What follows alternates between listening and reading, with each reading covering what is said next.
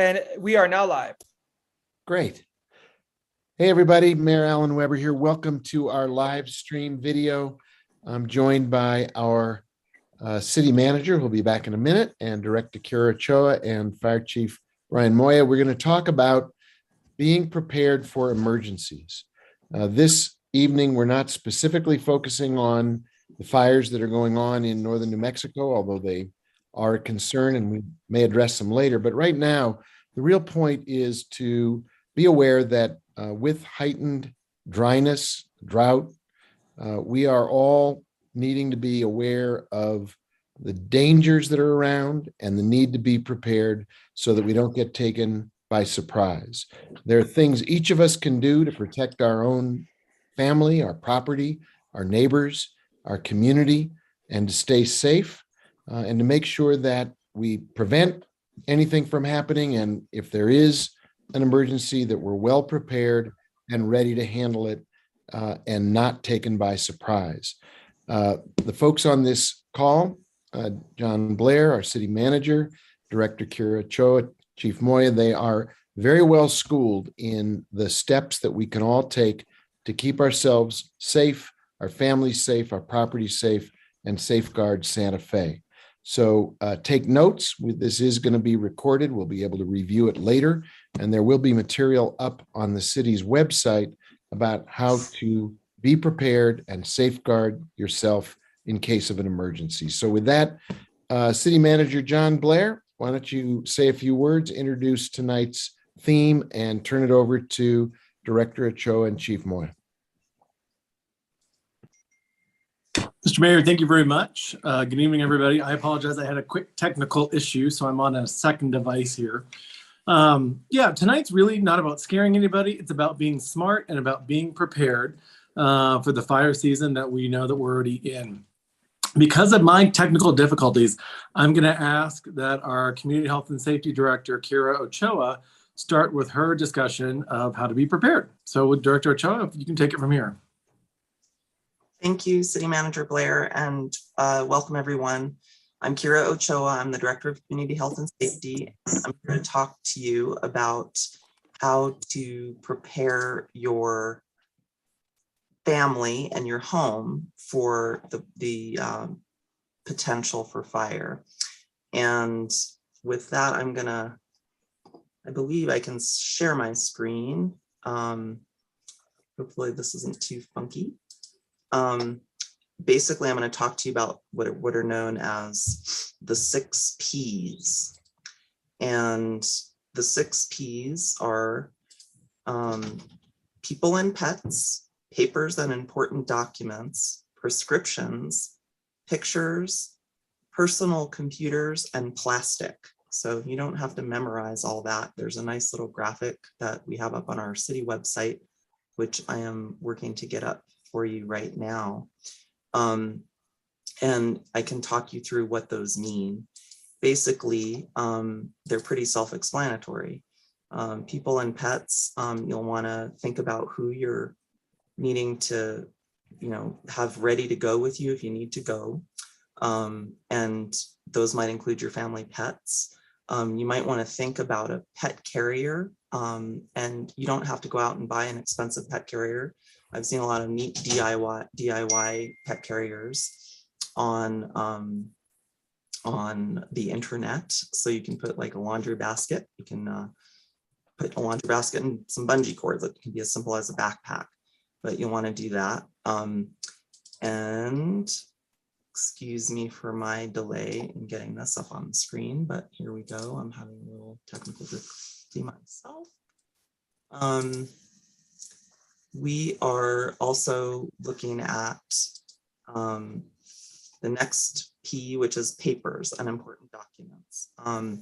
And really, if we think about that, we want to think about your phone numbers that you want to have on hand, and the important documents that you'll need, like insurance policies, contracts, deeds, stocks and bonds, bank account numbers, your inventory of valuables that you might be unable to bring with you. So things in your house you're unable to bring.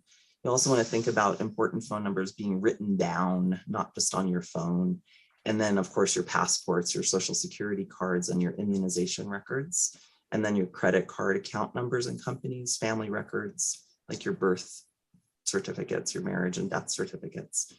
And those are the papers. In terms of the third P, that's your prescriptions, if you have any. And then fourth is pictures. I've been taking pictures of my pictures because if you're anything like me, you might have a bunch of loose pictures that you haven't got around to putting in an album yet. And plus, you might have 20 albums that you can't carry around with you. So sometimes just taking pictures of those pictures and keeping them in your phone is a way to have your pictures travel with you. And it's a great excuse to finally get organized. Also, your personal computers, you're going to want to look at getting all of your information that's essential. If you can't take your whole big desktop computer, for example, in an external drive or a flash drive, another great thing to do, even if we weren't thinking about fire, right? And then finally, you'll want to look at your plastic, your credit cards, your ATM cards. And then this isn't a P, but you should think about bringing some cash. That's a C. And I apologize again for not being able to get this graphic quite up. I'm going to work on that right now. City Manager Blair, did you want to take the next one, and I'll get your graphic up if I can? Thank you, Director Ochoa. I actually figured I joined from a second computer so that I could share my graphic. So I'm sorry, I was trying to move fast enough to help you with yours, so sorry about that. Folks, part of what Director Ochoa and I are talking about right now is just about having a plan. What we want to help you do is avoid that if, God forbid we get to the point that we are in an emergency, we don't want you running around in that emergency trying to figure things out at that point and forgetting something that's really important to you. So the whole goal about this is just making a plan. And frankly, this is something you should do every year. Think about how can you prepare for fire season? How can you protect your family? How can you protect your belongings? How can you protect your house? And so that, for me, is the next thing up that we're going to talk about, which is what are the things that you can do on the outside of your house to protect yourself from fire danger? Knowing that nothing is foolproof, all you can do is do the very best is to put your home in the best position. So first thing right off the bat, number one, you want to clear things away from the house. Any sort of dead leaves, pine needles, things that are just collecting in your yard, all that's fuel for a big fire. And we want to make sure that you clear all of that stuff away from your house. Give yourself that protective barrier. We want to make sure that you store away anything on your yard, your patio, your balconies, your front porch that could be flammable. Cushions, decorations from holidays, things that might blow away in the wind. We like to have a nice patio set at our house. We like to put the pillows out. Those are all inside right now because that's the sort of thing that could catch fire and blow away and really extend a fire. So make sure to store away things that don't have to be outside. You want to screen and seal windows and doors to ensure that embers from a fire aren't able to get in through small spaces, get the inside of your house, get a fire started on the inside of your house. You want to avoid that. You also want to make sure that you rake. Again, this goes back to making sure that you don't have piles of fuel laying around your house that are just a hazard waiting to catch on fire and ignite something that doesn't need to happen. So make sure you rake everything away. This is next one I think is big for Santa Fe, which is you got to trim. You want to trim away dead tree branches, bushes that are dying. If you've got junipers that are dying from the heat and limbs are falling off, you want to make sure that you cut away and trim away any of that dead wood, the dead plants to try to get them out. That's just fuel for a fire. Clear all that sort of stuff out. Leads to number 6, remove. You want to create a buffer around your home to give yourself the best protection and get protection against fire danger. Here, this document here talks about you want to clear away any unnecessary hazards from within 30 feet. Get those, I know come Christmas time, you're going to want to have the pinon wood burning in your fireplace. Make sure that you don't have a big stack of fire logs for next Christmas sitting up against your house right now. You want to move any of that stuff away from your house to avoid any sort of unnecessary fuel to a potential fire. And then close, number 7. If and when we get to a point that there is a fire and there is that sort of evacuation made in Santa Fe, which there is not right now, we want to make sure that you shut all your doors and windows, you shut dog doors, you've locked your house, because unfortunately we do sometimes see bad actors enter into scenes around people's homes. And if they've fled in a hot minute and they haven't paid attention and they left a door open, that increases the likelihood of theft and bad things, but it also increases the likelihood of the fire getting into your home and causing some meaningful damage. So as Director Ochoa said earlier, this graphic's going to be on our website as well. I encourage you this week, if you're not working at night, this weekend, spend some time going around your home and making it as protected as it can be against future fire. With that, we're going to pivot here for a little bit, and we're going to ask the Santa Fe Fire Chief, Brian Moya, to give us a little bit of update about what's happening in our region right now. So I'll unshare the screen, Chief Moya, and take it away. Good evening, everybody. Thank you for having me. Yeah, so we have a lot of going on. I'll start with the Santa Fe Fire Department and what we're trying to help the Las Vegas Fire Department. We have 25 personnel up there at this time. We have 4 of our frontline engines up there. We also have a brush truck that's been up there for over 4 weeks.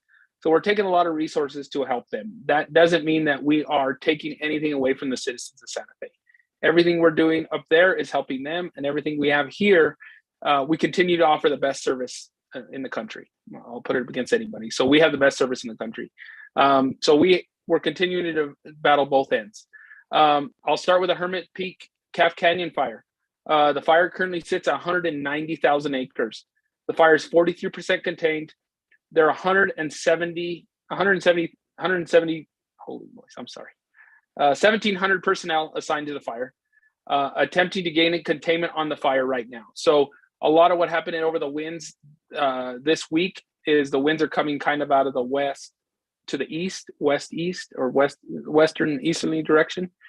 So it's kind of pushing it towards the Mora area. So Vegas is getting a hard black line, and by that means is the containment lines are holding.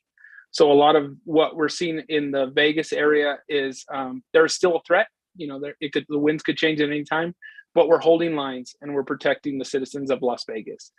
The Cerro Pelado fire, that's the fire up near Los Alamos. That sits at 41,000 acres.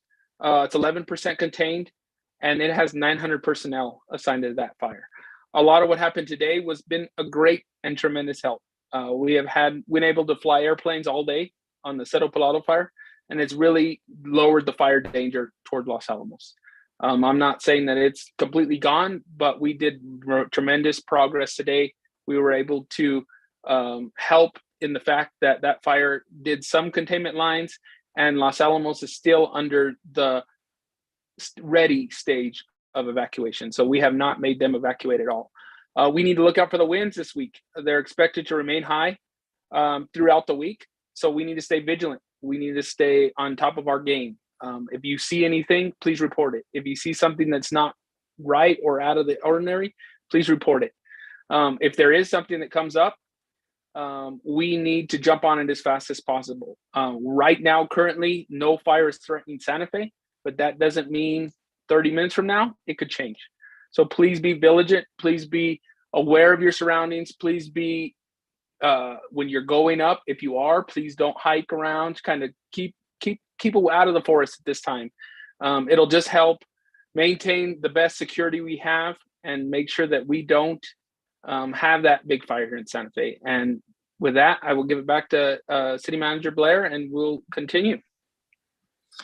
Thank you, Chief Moya. I mean, I think the message we really want to take across that the Chief hit on multiple times is everyone has to be vigilant. It is on all of us to do all we can to ensure fires aren't unnecessarily or accidentally created, and that we're doing everything we can to avoid creating those circumstances by starting fires outside, no fireworks in Santa Fe. Just be very careful about what you're doing. We intentionally kept this very brief, in part because most of Chief Moya's team is out in the field right now doing the very important work that has to be done. And so we're going to wrap up for the night, but we're grateful for all of you. Please be safe this summer. Protect your families, protect your homes, and please don't hesitate to reach out to the City of Santa Fe if you have any questions about how to protect your family. All right. Thanks, everybody. Have a great night. Thank you. Good night. Thanks, everybody.